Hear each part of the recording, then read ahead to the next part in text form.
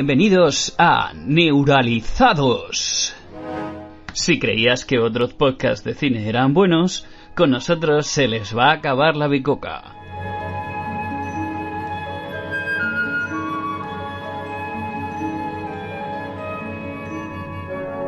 Desde la época del podcast digital, te traemos Celuloide a capazos.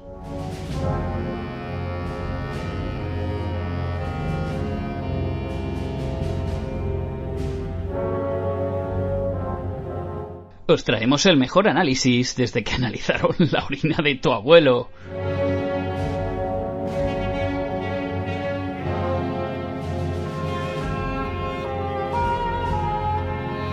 A donde vamos no necesitamos carreteras. Ven y prepárate para ser neuralizado.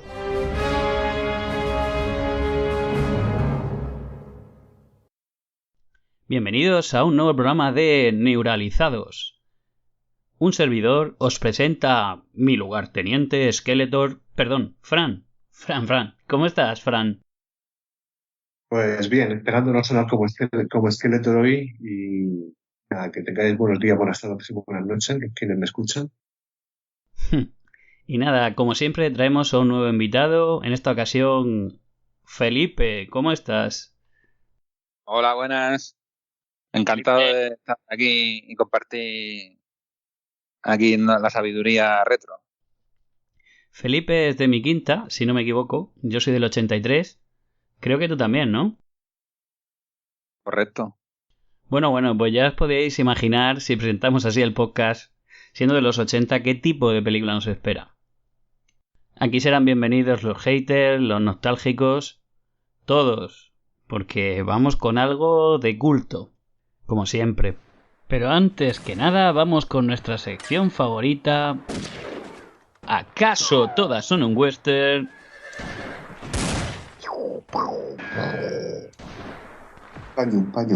Paño. Ay. Catiuscas.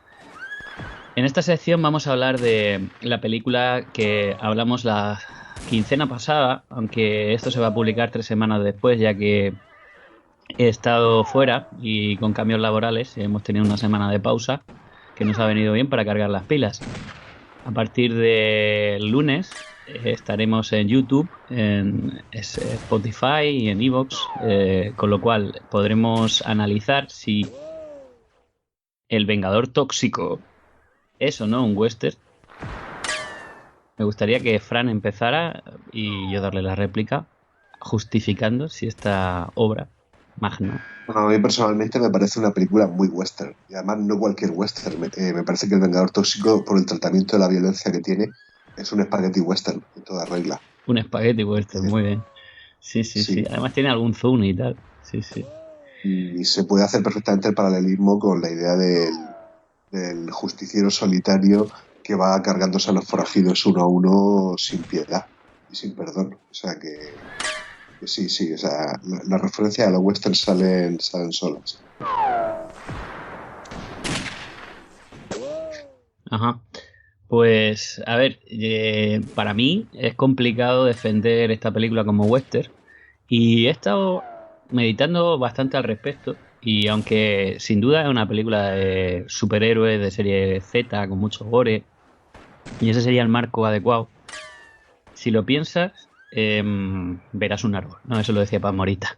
Si lo piensas, es una película que, como bien dice Fran, tiene una serie de gadgets y de escenas y de momentos en los que te da la sensación de que el protagonista se va a enfrentar a una serie de personajes, aunque aquí son muy aleatorios, no hay un duelo final más allá de lo que vemos al final de la película cuando lo rodean y se enfrenta al alcalde, y es en esa escena que ya comentamos en la que le saca... El alcalde es como enfrentarse a un sheriff corrupto, es que tiene todos los elementos del western.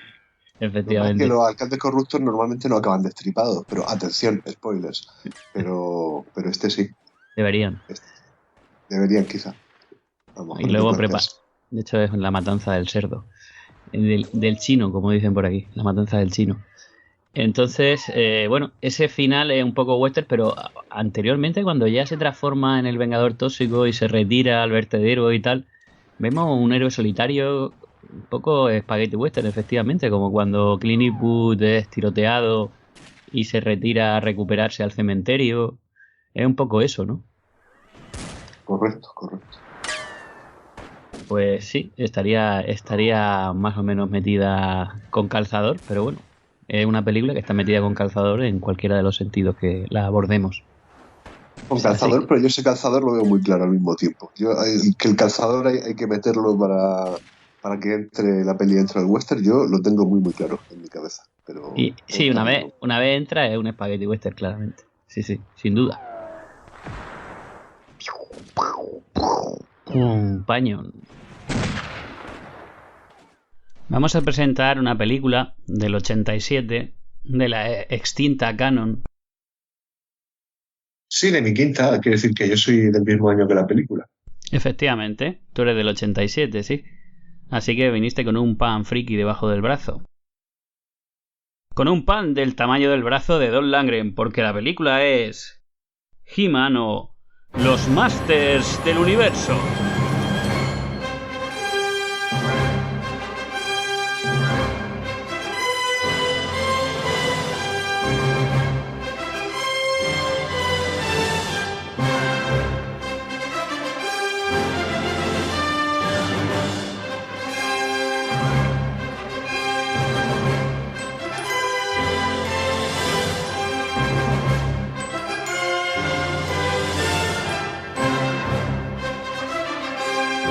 Que bueno, ya aviso que voy a ser un poco hater.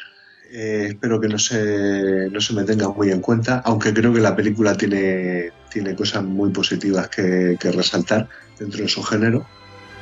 Sin duda, a mí me hace mucha gracia que sea Don Langren, un soldado universal, quien interprete a el Máster del Universo He-Man.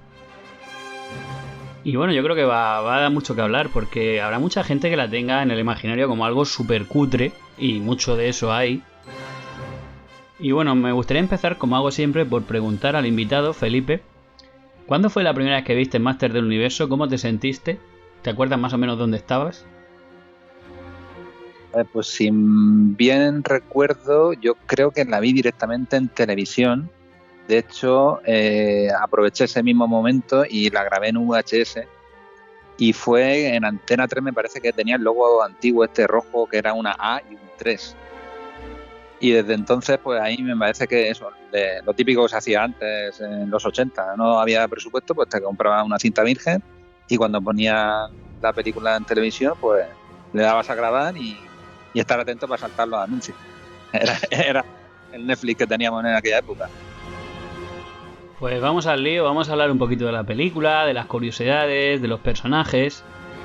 Y antes de nada, ponerla en contexto. Es una película que la Canon, que acabó prácticamente en la bancarrota, tuvo muchísimos problemas para producirla. Tuvo que reducir el presupuesto a 15 millones, que en principio estaba en 40, lo cual es menos de la mitad.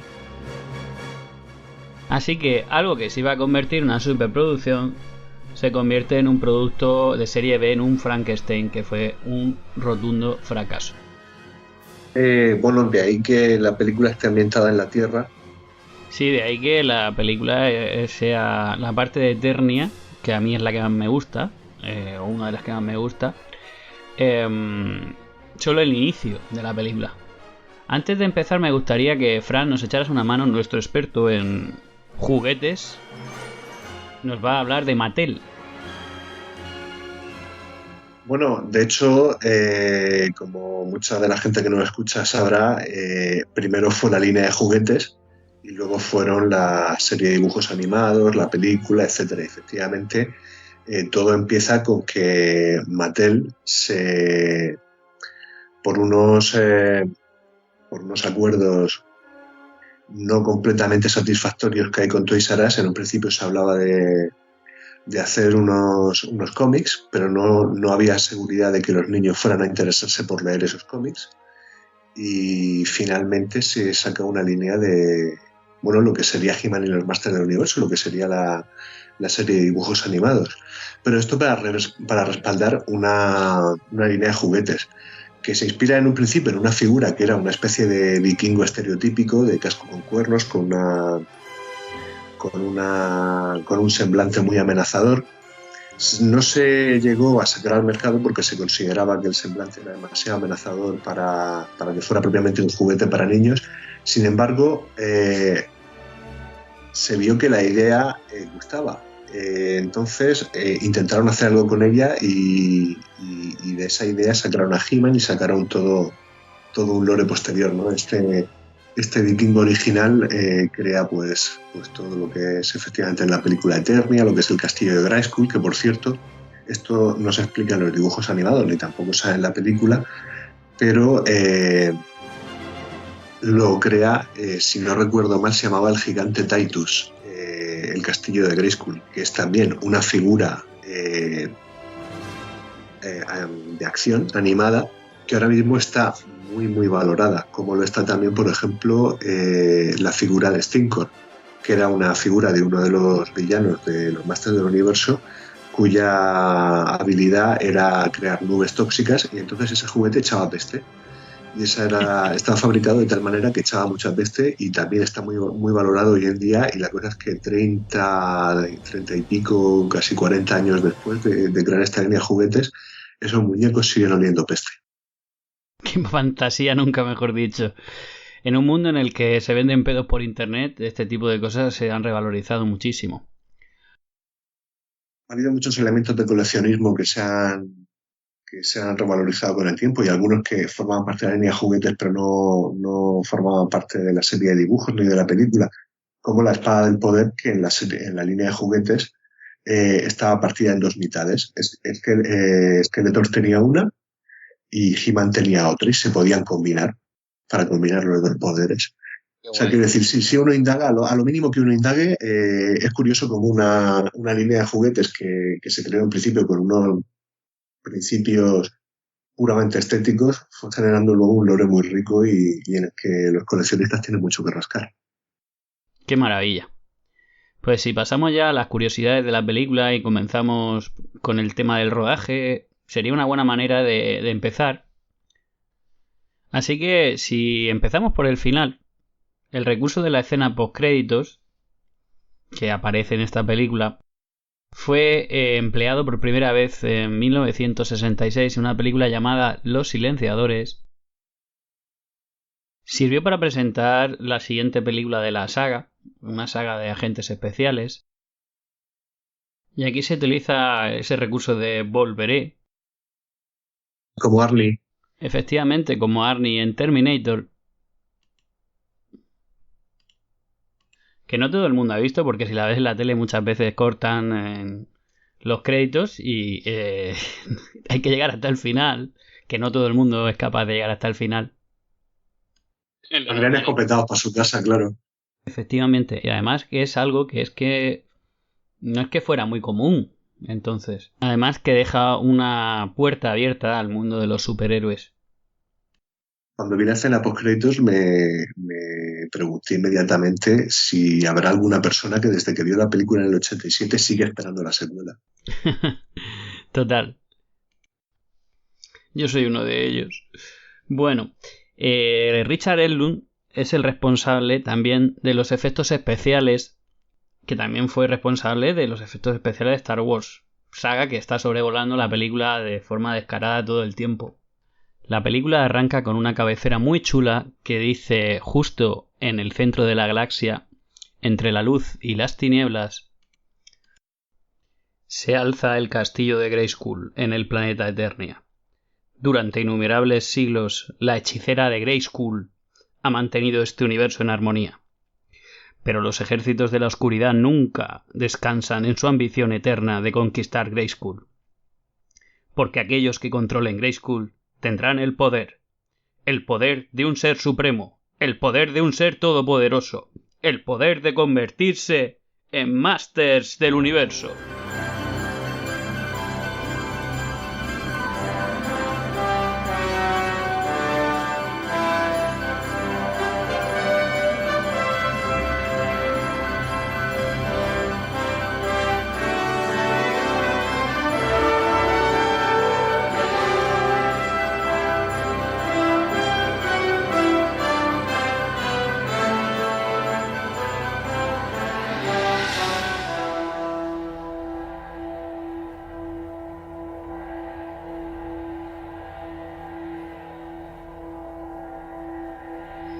Como decía Mattel, tras rechazar la licencia que le ofrecía George Lucas de los juguetes de la Guerra de las Galaxias, en ese momento la competencia era la línea de juguetes G.I. Joe de Hasbro.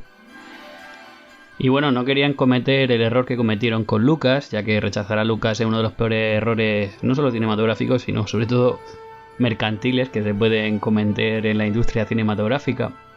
Se rechaza el proyecto de Conan, de hecho, de ahí el parecido de He-Man a Conan, y se habló de toda la competencia entre Schwarzenegger y Stallone, y de ahí que ofrecieron a Stallone el proyecto, que sin duda lo rechazó. De lo que resulta algo distinto esa ruptura del contrato con Conan Properties, en especial por lo sangriento que era Conan, y una empresa de juguetes como Mattel no podía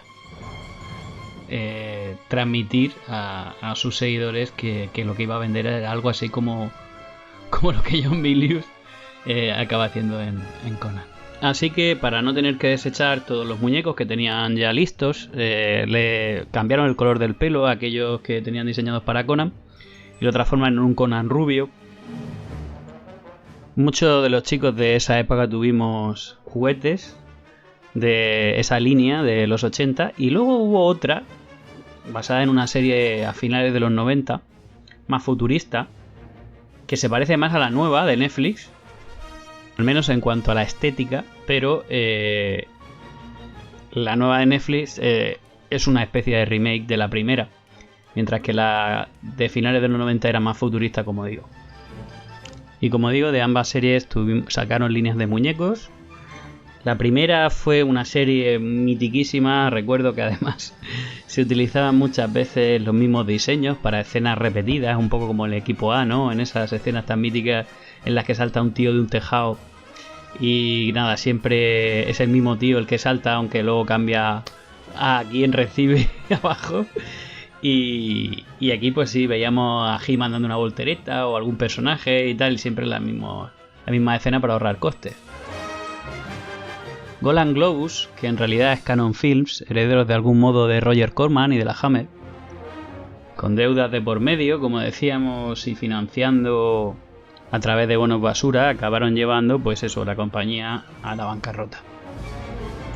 No sin antes dejarnos joyas de la talla de Yo soy la justicia en el 82, Desaparecido en combate con el mítico Chuck Norris, el fracasazo, el planchazo, mega planchazo de Superman 4 o Cyborg en el 91.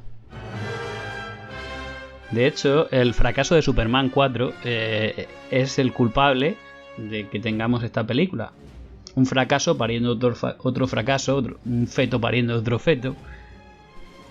Luego además, al reajustar la historia de la película, el primer borrador que tenían con el tema del planeta Eternio y tal se va a tomar por saco, como decías, Fran.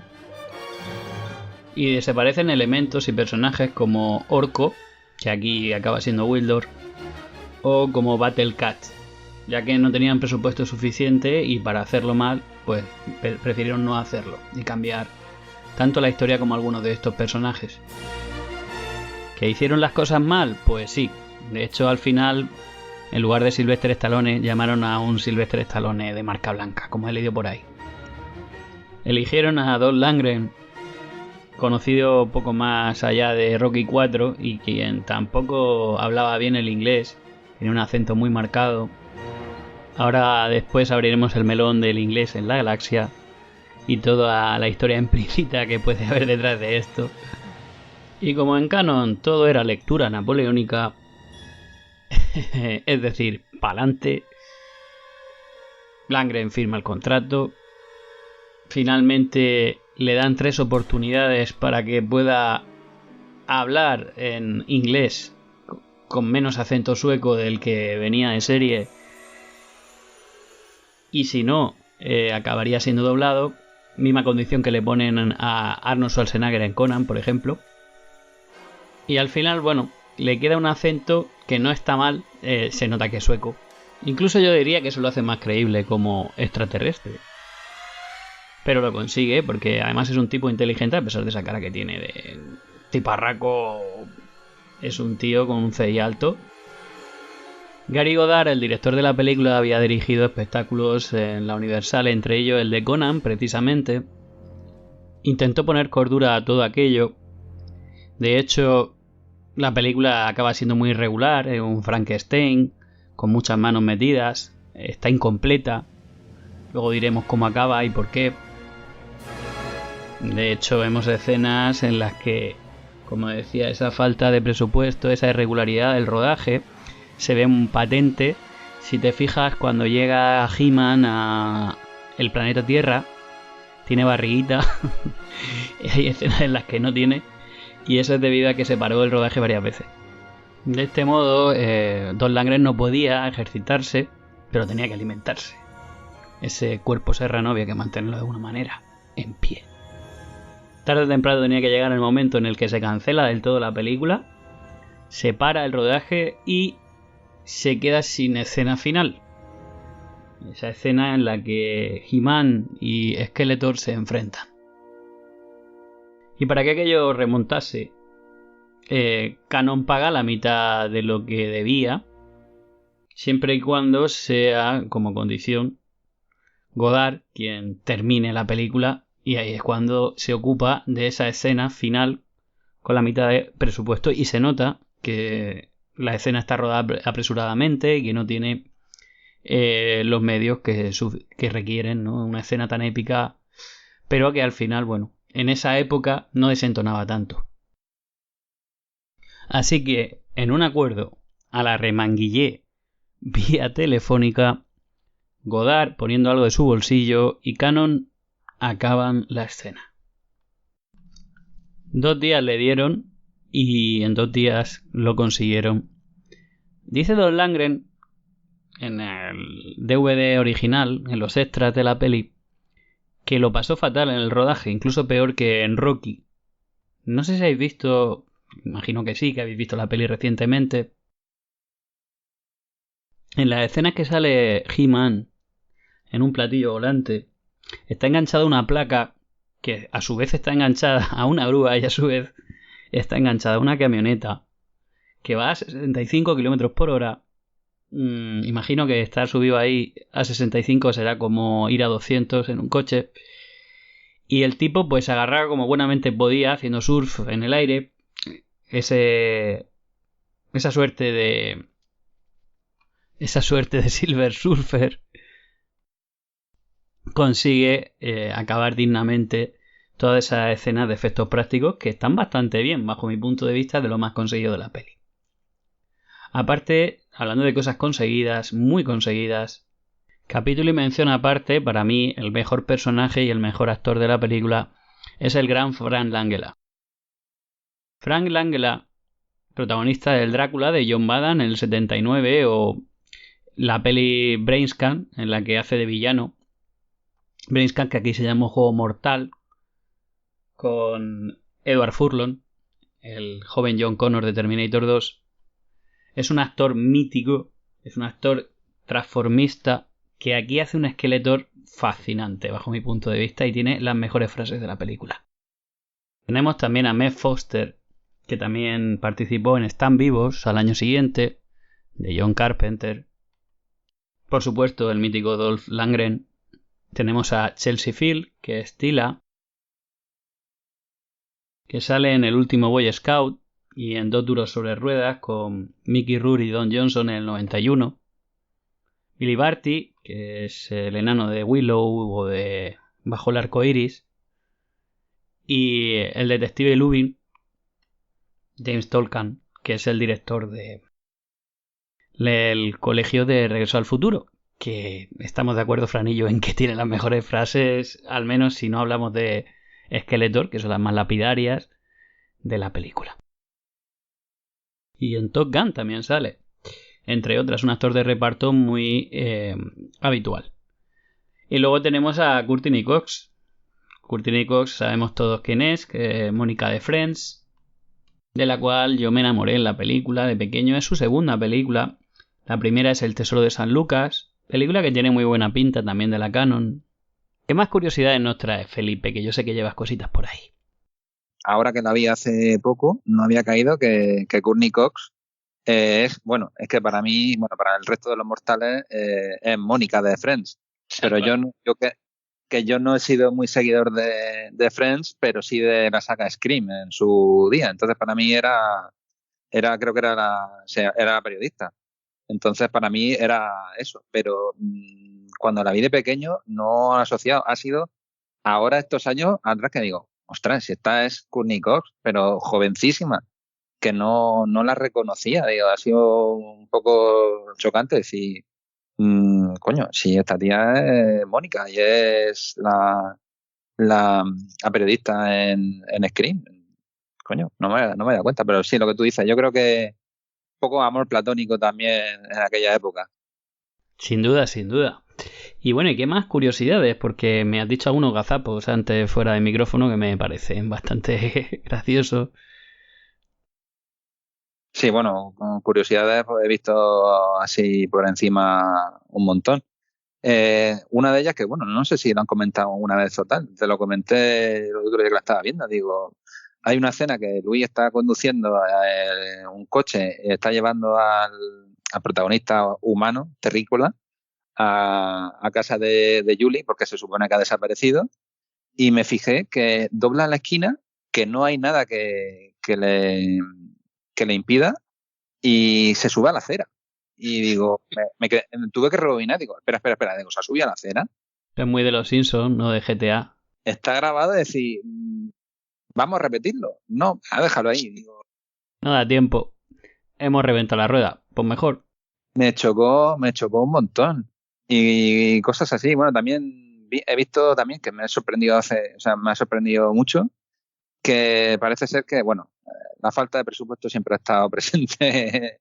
Sí, parece ser que hicieron como una especie de concurso para poder participar en la película y le tocó a un niño, pero tuvo tan mala suerte que cuando hicieron el concurso, que lo hicieron tarde, le tocó, el niño se llamaba, parece algo así como Richard Sponder, y se supone que lo iban a meter en la Tierra, pero en ese momento ya estaba todo grabado en la Tierra y tuvieron que improvisar y lo metieron como un secuaz, como un monstruo de Skeletor, que de hecho se ve que la escena dura 2 segundos, si pestañas te la pierdes, y lo que pasa es que es un niño, pero claro, con una máscara de monstruo, y es justo que está en la escalera sujetando el báculo de Skeletor y pasa Skeletor y se lo arranca se lo arranca de las manos como diciendo, trae para acá, y ese fue el cameo, que claro, luego hay fotos de rodaje, pero claro, es decir, ese niño cuando llegaría a la escuela decía, he salido a la película más tarde del universo, pero ¿dónde?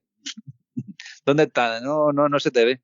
Y fue también, bueno, fue uno de los grandes atrasos que ha tenido la producción.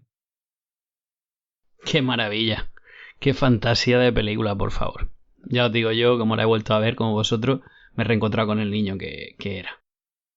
No, yo el problema que tengo, tenía que haberla visto cuando era pequeño, pero la he visto como muchas películas de estos ciclos que estamos haciendo, pues recientemente. Y sí vi una parte de Master del Universo, siendo más pequeño, en un canal digital, pero por lo que he podido comprobar con el último visionado, ya estaba prácticamente terminando. Vi prácticamente el final. Y claro, no tengo la misma impresión, o sea, quiero decir, no la asocio a nada nostálgico porque no la vi cuando tenía que haberla visto. Lo cual no quiere decir que porque la haya visto ahora solamente me haya quedado con lo malo, ya lo he dicho. Lo que sí es verdad es que me resulta bastante complicado abstraerme de que, por ejemplo, la estructura de las escenas pues, no es la más maestra que he visto, el guión tampoco es el más maestro que he visto. Tiene momentos brillantes. El comienzo en Eternia es muy bueno, los títulos de crédito son muy buenos, aunque de todas maneras mi escena favorita no está situada en Eternia. Pero luego hablamos de eso. Voy a crear misterio. Sí, de hecho, lo que es un fallo en la planificación de guión también se complementa bien con algunas de las líneas del guión. De hecho, a mí es lo que más me divierte de la película, que hemos mencionado algunas líneas de guión de James Tolkien y algunas curiosidades que me vienen un poco a la cabeza, que se me ocurren. Por ejemplo, para mí, Eternia es fantasía. Es la fantasía de la historia interminable. Y os diré por qué. Al final de la película, cuando Julie, el personaje de Courtney Cox, y Kevin se despiden y, atención, spoiler, se dan cuenta de que no ha sido un sueño. Tienen una bola de nieve de cristal, de esas que movemos en Navidad sobre una casita con muñecos. Y ahí me recuerda mucho al momento en el que al final, en Fantasía, la emperatriz infantil le dice a Bastian que tiene que volver a crear el mundo y desear y tal. Es el final de la historia interminable.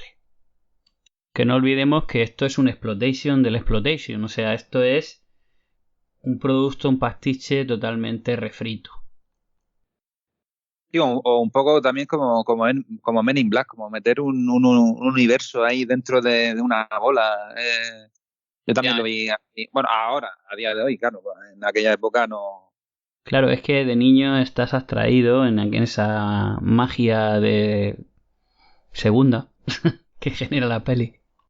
Te cambia te cambia totalmente el concepto de eso, de haberla visto en los 80 y haberla visto ahora. Entonces, claro, no la puedes ver con los mismos ojos. Una persona, tú ahora se la pones una persona ahora y dice, pero esta basura ¿qué es? ¿Qué me estás vendiendo? ¿Esto qué es? Pero claro, es que nosotros no podemos verla de forma que no te recuerde. Claro, eso es. Los sentimientos, los feels, están ahí inevitablemente. Luego otra pedrada que tengo es que la llave cósmica es la torre oscura de Sauron. Si veis ilustraciones de El Señor de los Anillos, especialmente la de John Howe, la ornamentación de la torre oscura de Sauron es muy parecida a todas esas especies de varitas que tiene de metal con pinchos la llave cósmica. Pues a pesar de todo, me sorprende no haber hecho la asociación. Claro, la llave con todas esas varillas y tal que convergen hacia las medias lunas y demás, pues sí, puede ser la Torre de Barad-dûr, perfectamente. Eso es, ese toque gótico. Y luego Lubitz y sus frases. Es complicado elegir entre Skeletor y Luby, pero yo creo que me quedo con Luby, porque tiene la comedia esa del que es escéptico cuando no toca. Ya ves. Y muchas otras cosas, ¿no? Es estar de vuelta del todo revertiano que tiene. Impresionante. Como que quiere llevar el peso, decir, no, aquí se va a hacer lo que yo diga. Y dice, pero ¿qué estás haciendo, muchacho? Dice, escóndete, que estamos en mitad de una guerra, escóndete. Sí, los demás están metidos en el concepto fantasía y él está como totalmente fuera. O sea, esa épica no va con él. Él es un policía del mundo real.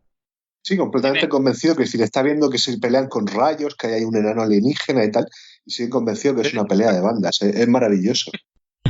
Cuando Kevin le dice que se está quemando la High School y tiene que ir allí porque está allí su novia y está en peligro. Sí, hombre, ¿sabes lo que voy a hacer? Llevarte a dar un paseo. Harry, toma declaraciones a todas las personas y haz café hasta tarde. Parece que esta noche va a ser muy larga. Y luego han ido a la casa y lo han dejado todo hecho carbonato, que han interrogado a Kevin y le cuenta un poquito lo que ha pasado y tal, y se pone a calentarse así un poco de comida y le explota el microondas. Dice, se acabó. Primero unos vándalos destrozan a tiros el local y luego me explota el microondas en la calva. Otra pedrada más que tengo en toda la cabeza es que para mí Skeletor es Hitler y Evil Lee es Goebbels. El pueblo debe saber que yo soy Alemania. El pueblo debe saber que yo soy Grayskull. Y ya que estamos abriendo melones, podemos abrir el melón del idioma. De hecho, yo creo que ese transmisor que utiliza Wildor para comunicarse con la vaca cuando llegan al planeta Tierra, es posible que también lo tengan los personajes que van con él y por eso sean capaces de entender o hacerse entender. Ese acento que tiene He-Man también se puede entender, como hemos dicho antes, como si fuera un extraterrestre. Es que esa explicación con dos frases se lo podrían haber despachado y no crean el hueco enorme de preguntarse por qué en la galaxia todo el mundo habla inglés. Quiero decir, bueno, está el tema de que son todos humanos, más o menos apuestos, menos el enano, pero quiero decir, o sea, que hay un tipo de humanidad blanca que está extendida por toda la galaxia. Eso, bueno, lo podemos pasar por alto porque, en fin, puede ser una humanidad mítica, puede haber habido una siembra, quiero decir, te puedes imaginar todo tipo de de respuestas de ciencia ficción a eso. Pero el tema de los idiomas es como que chirría tanto que parece que demanda una explicación. Pero eso es mi lado demasiado analítico, que no me deja soñar. Quizá el problema lo tengo yo y no lo tiene la película, a pesar de que la película tiene sus cositas. Pero sí, hubiera estado bien que hubieran dicho, no, es que podemos comunicarnos universalmente porque tenemos esa habilidad y ya está. Y no necesito que me expliquen más, me lo creo y ya está, pero dime algo. Magia y falta de presupuesto. Sí, tiene sus cositas. Es magia con falta de presupuesto. Ese es un buen resumen de la peli. Es magia, borras. Me encanta cuando el hombre de armas dice aquello de que en no sé qué batalla estuve no sé cuántos días sin comer, ni beber, ni no sé qué, tal. Y luego llega allí al planeta Tierra en sí y dice, me muero de hambre. Y está ahí comiendo carne que todos lo miran como rollo que estamos comiendo.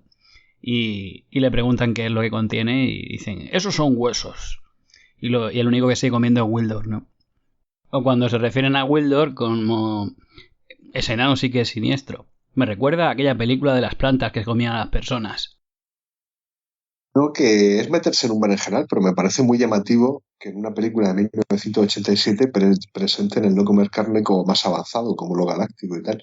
Esto lo hacen en una película de 2023 y dirían que es un elemento woke o algo por el estilo. Qué bueno. Y ya ves, en los 80 se metía con toda la naturalidad. Sí, bueno, en los 80 se lleva mucho el héroe vigoréxico, maniqueo, que divide y escinde muy bien la luz y la oscuridad, ¿no? El bien y el mal. Sí, parece como que el ideal estético en esos momentos es como muy demasiado apolíneo, ¿no? O sea, las mujeres muy atléticas, los hombres incluso más atléticos y efectivamente la visión de los enfrentamientos tremendamente polarizada, quizá por influencia de la Guerra Fría, que por cierto tenemos al detective preguntándose si el artefacto no será ruso, lo cual también es un puntazo. Eso es un detalle muy bueno, muy propio también de la era Reagan. El tema de la comida yo creo que también es como un chiste porque al final, Wildor pilla el cubo de pollo y empiezan a comérselo y no saben lo que se están comiendo.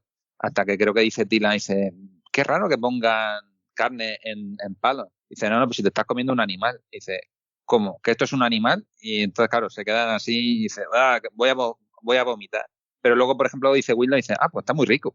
O sea, es lo que estábamos diciendo, pero diciendo a veces, pero eso, ¿y qué comes en Eternia? ¿Comes plantas solo o no? O a lo mejor lo que les da asco es que sean animales de la tierra. En todo caso, Wildorf no tiene menos reparos, echa toda la salsa barbacoa por encima y nada para adelante. Wildor sí que sabe. No pienses mientras comes, dice el hombre arma. Así que bueno. Y como decía, pues eso, esa referencia un poquito de brocha gorda a la invasión de los ultracuerpos de Philip Kaufman, esas plantas que caminan como personas, está también ahí. Y luego un capítulo aparte las frases de Skeletor. Esos momentos en los que Skeletor dice ¡basta! Ya me he divertido suficiente, como si él solo se pudiera reír una vez en su vida. O cuando dice lo de Alfa y Omega, símbolos del nacimiento y de la muerte. Cuando tú mueras, yo naceré de nuevo. A mí hay una frase de Skeletor que me encanta, que es la de cuando le dicen, dice, ¿te atreves a amenazar su vida? Y dice, a todo me atrevo, soy Skeletor. No sé por qué esa frase me parece, es como, ¿sabes quién soy? Claro que me entra todo. ¿No me conoces de Instagram? Y si no, Lubitz tiene unas frases increíbles. Cuando dice aquello de... ¿Es que la habéis tomado con Lubitz? Está bien, payasos, os vais a enterar. Cuando dice aquello de... Me siento como en una peli de ciencia ficción. Que dice, joder, has roto la cuarta pared ya unas cuantas veces, Lubitz. Quizás nunca hubo cuarta pared. Según he visto por ahí también, es que yo creo que le dieron bastante libre improvisación a Frank, el actor de que hace de Skeletor. Frank Langella, sí. Como que le daba un poco de importancia y parece ser que hay algunas escenas que son improvisadas. Hay también algunas líneas de diálogo y tal, porque también querían darle más peso a Skeletor por la falta de experiencia también a Dolph Lundgren. Y de hecho que se ven casi más Skeletor en pantalla que el propio He-Man. Y en parte también fue por eso, por darle más peso a un actor con más experiencia y que salvara un poco choca un poco que le den más protagonismo al villano que al propio He-Man. Que luego otra de las cosas que me llamaron la atención es que diferencias con la serie de animación es que aquí en ningún momento se presenta como el príncipe Adam y no es que esté normal y luego se transforma en He-Man, aquí ya es todo el rato He-Man. Sí, siempre eché en falta, sobre todo de pequeño, a Adam. ¿Dónde está? Anda, ¿dónde está? Anda, ¿dónde? Anda, fíjate, ¿dónde está Adam? Sí, al final lo que mismo Wildor al final es un reciclaje de eso, de Gringer y de Orko, que al final por falta de presupuesto no se podía hacer. Pero al final yo creo que yo le cogí cariño a Wildor. Al principio me chocó porque no correspondía con la serie, pero al final era crío, no le daba tantísima importancia como la puede dar ahora. Es decir, mira, pues el personaje cómico, el payaso y tal, y dice, bueno, pero me hace gracia. Hace gracia al principio cuando lo hice ahí todo ilusionado. Dice, sí, yo la llamo la llave cósmica, que parece que así que se recrea, empieza a tocar, suena la música. A mí cada vez que suena la música eso también me transporta a eso, el primer momento que la vi y la disfruto, cada vez que la veo la disfruto como la primera vez, sobre todo también por la banda sonora y por esos matices de la música. Sí, a ver, la música si la has oído de pequeño es difícil sacarte esas notas de la cabeza. Es una exploitation. Hay que mirarla con esa distancia necesaria, esa distancia kids, hortera, que tiene. Desde luego no es Jay Horner, no es John Williams o otros compositores de la época, pero bueno, esa distancia también le da cierta magia y si la ves, me decía Fran el otro día que era una de las cosas que menos te gustaba. De hecho, que si no, la llave cósmica, la llave cómica, la llave cónica, icónica. Que si no esta llave, sino ese pastiche que Wildor, además como personaje sustitutivo de Orko, te está mostrando, ¿no? Para que te introduzca de otra manera en ese universo de He-Man, el que a mí me pasó justo lo contrario, ¿no? Que al principio pues me ofendía todo aquello de este personaje nuevo, me han quitado a Orko, me han quitado a Battlecat, me han quitado a Adam. Anda, Adam, oye.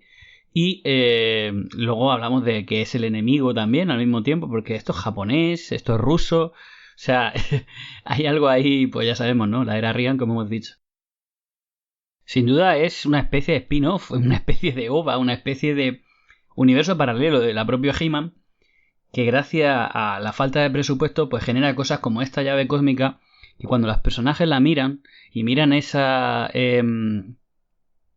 luz que emite, está mirando un punto fijo real, porque los efectos prácticos son de verdad.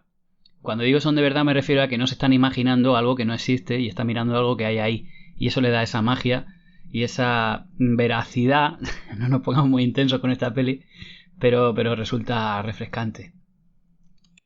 Cuando uno aprende lo accidentado que fue el rodaje, aprende a ser bastante indulgente con los puntos negativos de la película y bueno, que al final es una película bastante disfrutona y que sobre todo que si uno la pilla en la infancia, es normal que deje huella, sobre todo cuando va asociada a una serie querida y a una línea de juguetes.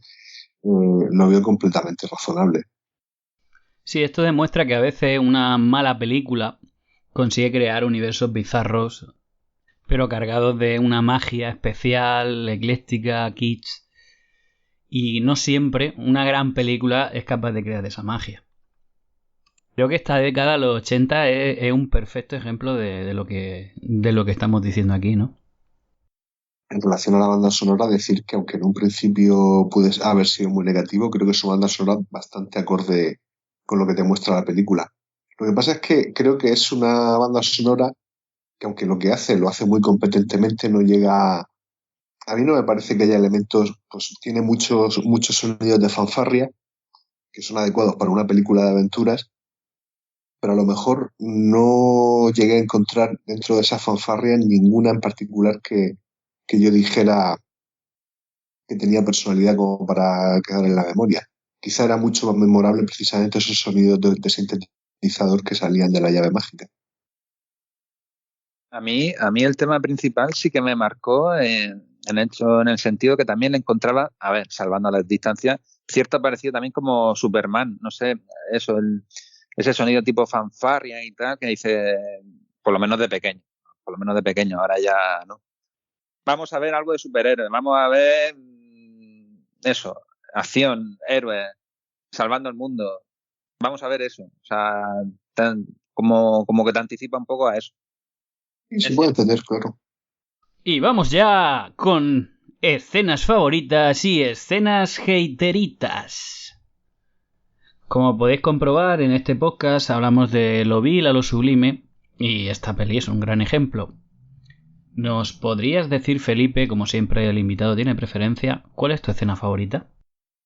Bueno, yo creo que como la inmensa mayoría, estar de pequeño delante de la tele, Antena 3, año 87, 88, y ver coger a He-Man en el combate final la espada de Grayskull, levantarla, yo tengo el poder, o sea, eso para mí es el subidón máximo de la película, ya el combate final. Eso para mí queda grabado a fuego. Es decir, coño, ahora sí que estoy viendo la serie, ahora sí que estoy viendo la serie de animación. Me da igual todo lo que ha pasado en la Tierra, en Eternia, me da igual. O sea, yo quería esto, el combate final He-Man Skeletor, que es lo que quería ver de toda la película. Has transmitido exactamente lo que yo sentí como niño cuando vi esa escena. ¿Cuál sería tu escena favorita, Fran? Era la escena que me había guardado, pues también tiene que ver con lo que se ha hablado de la música y tal. Hay un momento que están todos reunidos, parece que la llave mágica está rota y que no van a poder volver, etcétera. Y es un momento como muy emocional y hay una música de fondo como dramática, que tú todo el momento, la chica está herida, todo el momento crees que esa música dramática procede de la propia banda sonora de la película, hasta que alguien dice algo como, ¿no estás harto ya de esta música? Sí, es verdad, y cogen la pistola láser y le pegan un tiro a un altavoz del que está saliendo un hilo musical, y entonces compruebas que la música estaba metida dentro de la película. A mí ese momento, no sé si lo hicieron como comedia, pero si lo hicieron como comedia, chapó, porque juega mucho con los niveles de lenguaje de una película y me pareció genial. O sea, hacerme creer que estaban metiendo música dramática porque formaba parte de la banda sonora y que tú no la estabas oyendo y que luego era un hilo musical que te tenía hasta las narices. Me gustó mucho ese detalle, lo tengo que decir. Sí, es un huevo de Pascua, es una escena que está rompiendo de nuevo la cuarta pared. Mi escena favorita es el inicio, cuando llega Skeletor al castillo Grayskull, con esa música tan parecida a la música del Escuadrón Imperial, acompañada de David Lee, que es un personaje que me gusta muchísimo, que aparece en mi segunda escena favorita, cuando se hace pasar por la madre de Julie. En ese momento, Skeletor se sienta como un dictador que viene de ocupar su trono tras la guerra. Mira alrededor. David Lee dice: al fin, el castillo Grayskull es nuestro. Skeletor la mira y dice: ¡no! ¡Mío!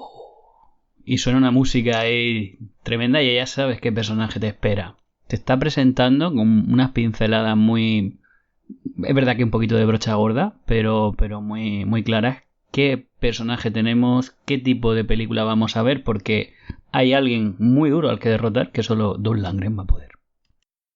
Y ya me adelanto y os digo, mi escena haterita es esa en la que He-Man llega al planeta Tierra, se cruza con Julie y casualmente Julie es la novia del chico que ha encontrado la llave cósmica en el planeta Tierra, ¿sabes? O sea, que no es Murcia, coño, que es el planeta Tierra, joder. O sea, ¿cómo es posible que haya llegado y que te hayas cruzado con la primera persona y ella sea la que tiene la llave?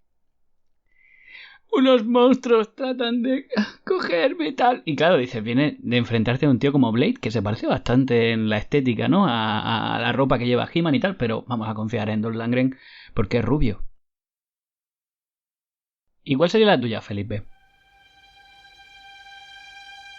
Eso, yo creo que la peor es la que tú has dicho, pero porque era una mezcla entre miedo y decir, ¿qué está pasando aquí? ¿Qué es eso? Justo cuando se amotinan en la tienda de Charlie de los instrumentos, sí. Y Evel se hace pasar por la madre de Julie, que le dice, ven, que dice, coño, que está aquí mi madre. Dice, sí, es que necesito la llave y tal. Dice, corre y tráemela. Y claro, me chocó decir, pero vamos a ver, pero la madre no estaba muerta. Claro, eso de pequeño lo decís, pero vamos a ver, ¿cómo que está muerta? Y ahora sale aquí de repente y le pide la llave. Claro, luego entiendes que ve eso, pero a mí me chocó y lo que tú dices, una mezcla entre miedo y decir, ¿qué está pasando aquí? O sea, aquí me está chocando algo. De pequeño también me trastocó así un poco raro. Reconozco que está metido con calzador, tienes razón, viéndolo así con perspectiva, pero bueno, me gusta cómo está interpretado, tengo que reconocerlo. Dentro de ese melodrama cutre de serie B. Y para ti, Fran, ahora me dices todas.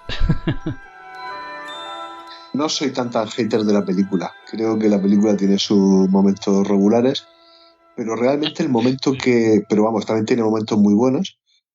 Y creo que el momento peor para mí es el momento en el que introducen el planeta Tierra y introducen pues toda la vida que hay dentro del sitio de comida rápida donde hacen pollo frito y todo esto, porque rompe tanto con todo lo anterior, se pasa de la fantasía épica a algo completamente, quiero decir, es una bajada de ritmo de la que cuesta mucho recuperarse. Entonces ese momento para mí me pareció uno de los momentos más bajos de la película. Reconozcamos a fin de cuentas que con sus puntos débiles, sus puntos fuertes, sus puntos más fornidos, Máster del Universo es una película que no se puede ver salvo con los ojos del niño que éramos entonces. Como es el caso de un servidor, como es el caso de el guest star de este podcast, en esta tarde, noche, mañana, hora de Eternia o peninsular, vamos a dar las gracias a Gary Godard por sacar adelante este proyecto y a ti, Felipe, por sacar este ratito también que te ha sido, me hago cargo, muy, muy complicado. Sí, gracias a ti por invitarme y bueno, como decía Skeletor al final de los créditos, volveré. Gracias, Fran. Imagino que tú también volverás. Que sí. Gracias a todos por este momento y nada, habrá más, pero no mejor, que es imposible. Vamos a cerrar con una frase mítica de Sacha Baron Cohen en Ali G. Recordad, la vida es de lo bueno lo mejor y de lo mejor lo superior. No, espera. Vamos a despedir esto como se merece. Y no digáis adiós, decid buen destino. Buen destino. Buen destino. Que por cierto rima con pepino. Si cuando les dicen al hombre arma que tire las armas pasa a ser el hombre desarma.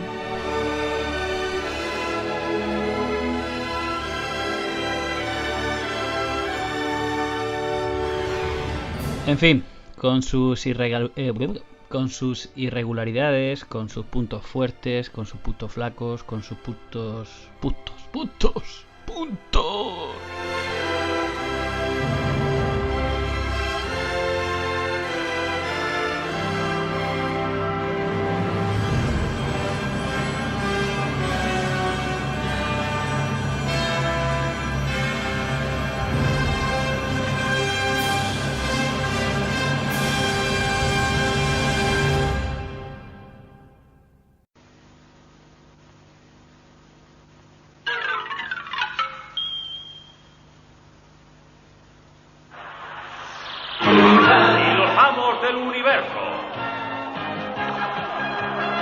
Soy Adam, príncipe de Eternia, defensor de los secretos del castillo Grayskull.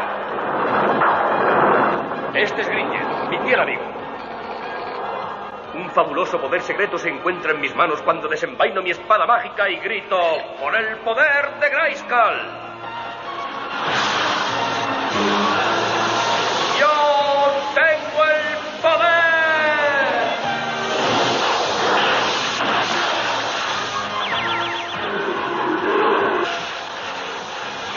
convierte en Battle Cat. Y yo en He-Man, el hombre más poderoso del universo. Solo otros 3 comparten el secreto. Nuestros amigos son la hechicera, el hombre arma y Orko. Con ellos defiendo el castillo de Grayskull de las fuerzas diabólicas de Skeletor.